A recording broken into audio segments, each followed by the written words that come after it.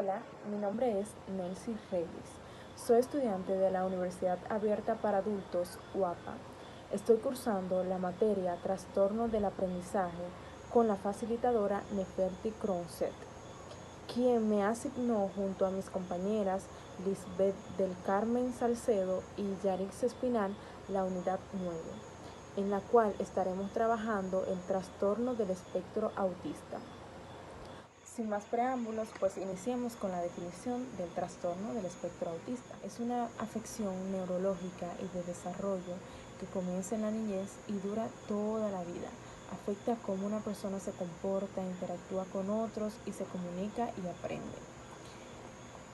Se le llama trastorno del espectro porque diferentes personas con trastorno del espectro autista pueden tener una gran variedad de síntomas distintos. Estas pueden tener problemas para hablar con usted y es posible que no lo miren a los ojos cuando usted les habla. Además, pueden tener intereses limitados y comportamientos repetitivos. Es posible que pasen mucho tiempo ordenando cosas o repitiendo una frase una y otra vez. Parecieran estar como en su propio mundo. Por otro lado, estaré hablando sobre los modelos explicativos, es decir, las teorías explicativas del autismo. Existen 3 teorías relacionadas con los déficits ocurridos en autismo: la teoría de la mente, la teoría de la difusión ejecutiva y la teoría de la coherencia central. La teoría de la mente. Baron Cohen fue coautor del primer estudio que muestra que los niños con autismo tienen retrasos en el desarrollo. Su grupo de investigación ha relacionado el origen del déficit con la atención conjunta y demostró que la ausencia de atención conjunta a los 18 meses es un indicador de un autismo posterior. Baron Cohen también ha dirigido trabajos de imaginática cerebral examinando el cerebro autista. Estos estudios han resaltado diferencia entre el cerebro sin autismo y el cerebro con autismo, en la corteza orbitofrontal y la amígdala.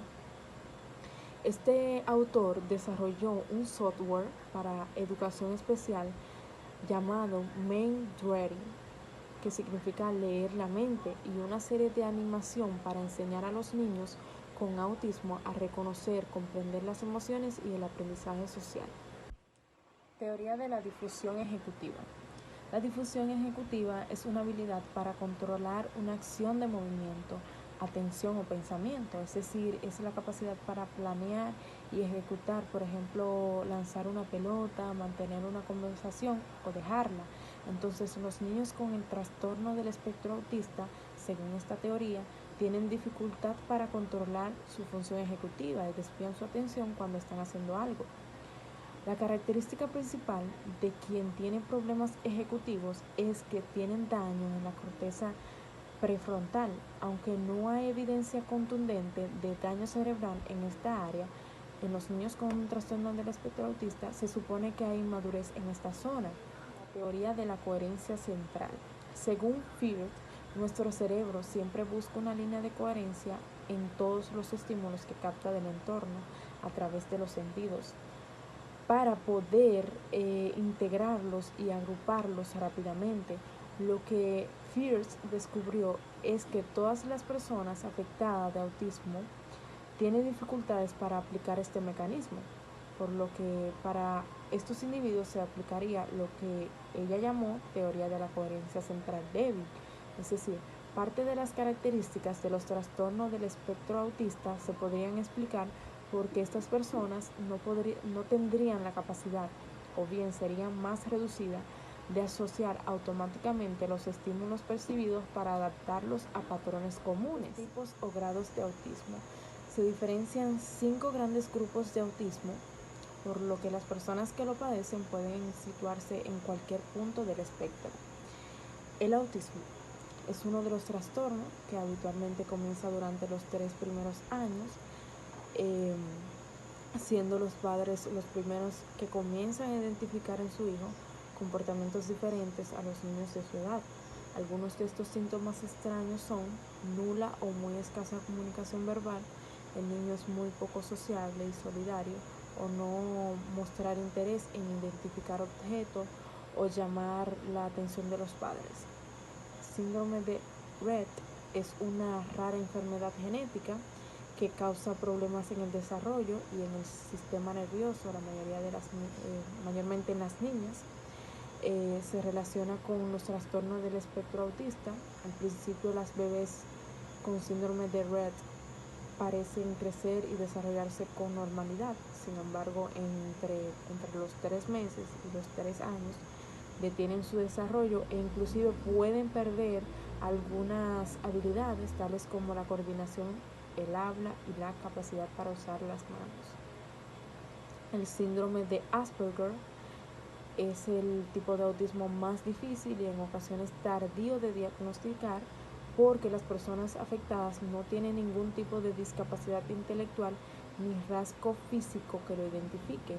El déficit se encuentra, por lo tanto, en el campo de las habilidades sociales y el comportamiento, siendo lo suficientemente importante como para comprender seriamente su desarrollo e integración social y laboral. Problemas de interacción social, falta de empatía, poca coordinación psicomotriz, no entender las ironías ni el doble sentido del lenguaje y la obsesión con ciertos temas son algunas de las características más habituales del Asperger. Trastorno desintegrativo infantil o síndrome de Heller suele aparecer sobre los 2 años, aunque en ocasiones no se hace evidente hasta pasados los 10. Coincide con los otros tipos de autismo en afectar a las mismas áreas, lenguaje, función social y motricidad, pero se diferencia en su carácter regresivo y repentino, hasta el punto de que en ocasiones el mismo niño no se da cuenta del problema, mostrando su preocupación a los padres. Esta es la diferencia. Trastorno generalizado del desarrollo no especificado. Se caracteriza por una alteración grave y extendida en 3 áreas específicas del desarrollo: las habilidades lingüísticas, las relaciones sociales y la conducta e intereses. En esencia, se trata de un trastorno que incluye a todos los niños que presentan dificultades en su desarrollo, pero que no cumplen con otros criterios diagnósticos, específicos como el del autismo, el síndrome de Asperger, el síndrome de Rett. Las bases neurobiológicas del trastorno del espectro autista. En el autismo existen diversas áreas del cerebro involucradas. Este tipo de funciones cognitivas, sociales que están involucradas en el trastorno del espectro autista no están localizadas en un solo sitio.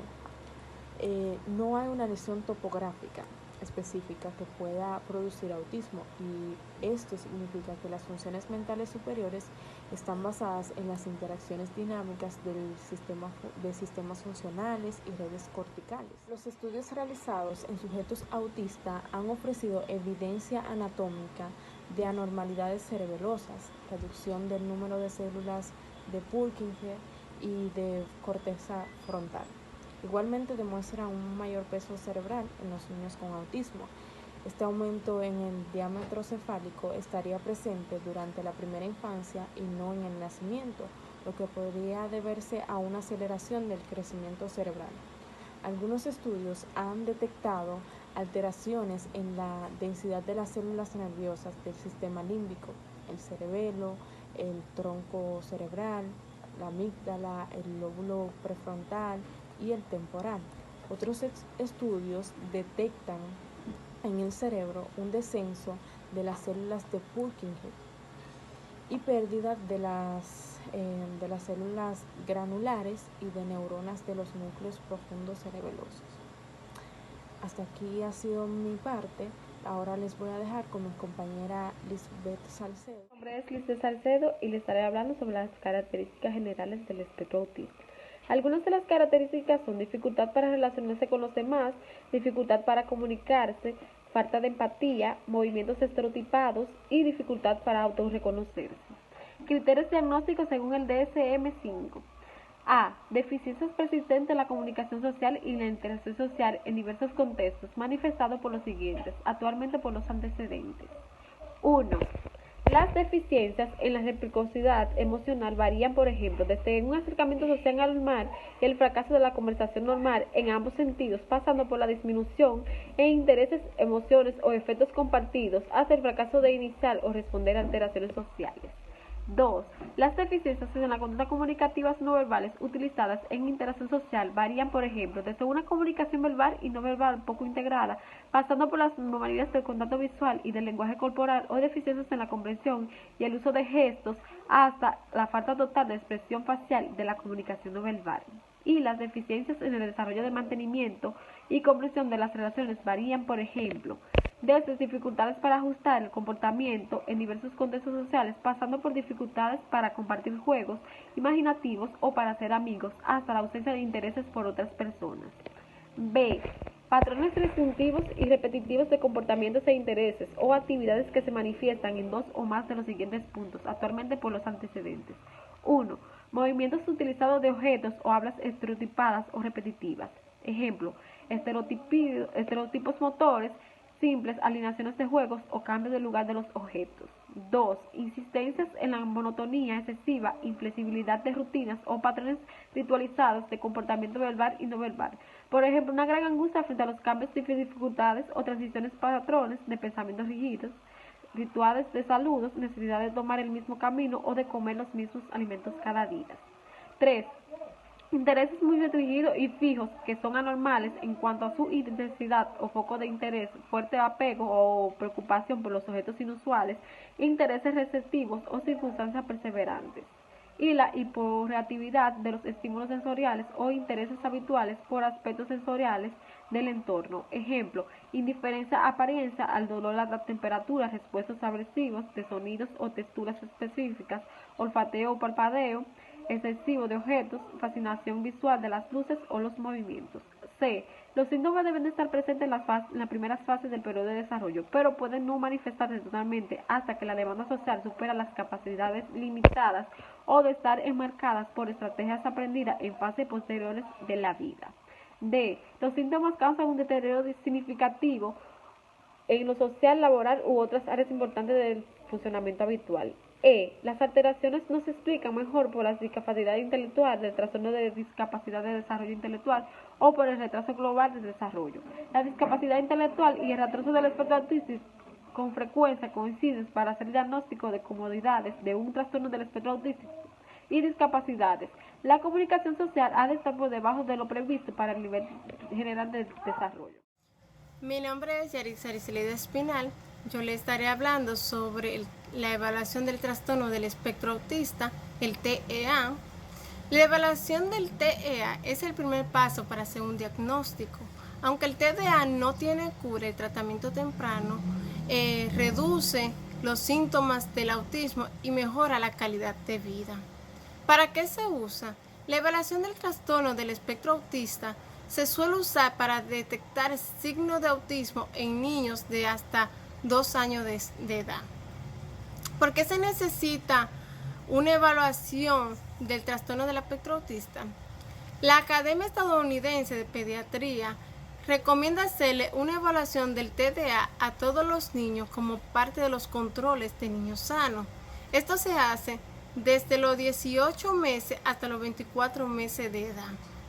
Algunos de los síntomas que presentan son no hacer contacto visual con las demás personas, no responder a sonrisas ni otros gestos de los padres, tardan en aprender en hablar, algunos niños repiten palabras sin conocer su significado, movimientos corporales repetitivos como mecerse y girar en círculo, obsesión con juguetes u otros objetos en específico y dificultad en los cambios de rutina.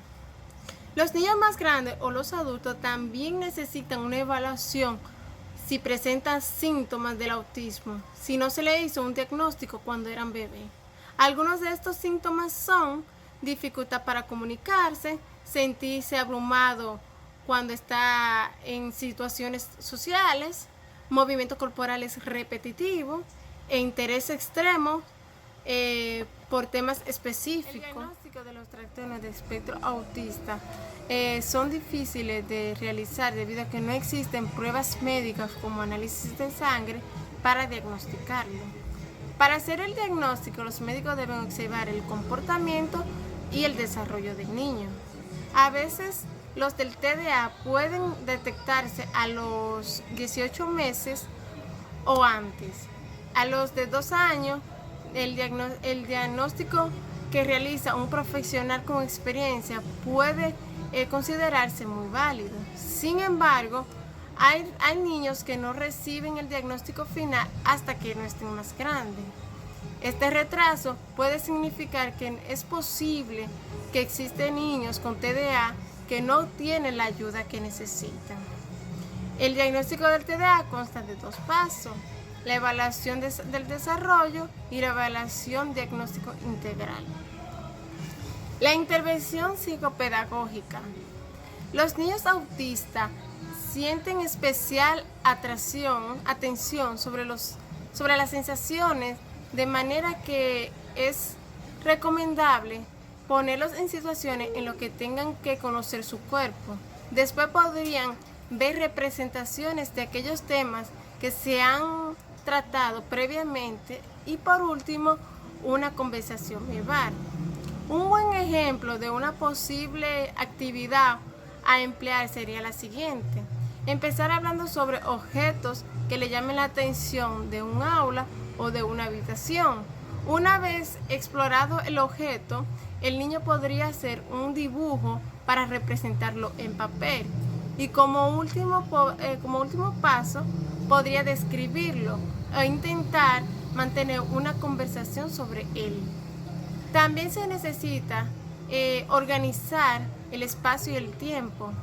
Es recomendable que tenga su propio espacio en él para desarrollarse, a la vez que tiene horarios y actividades como referencia. Sería importante, si llega a la rutina, tuviera que aprender a desarrollar un estado de improvisación en algunos momentos para evitar comportamientos inadecuados.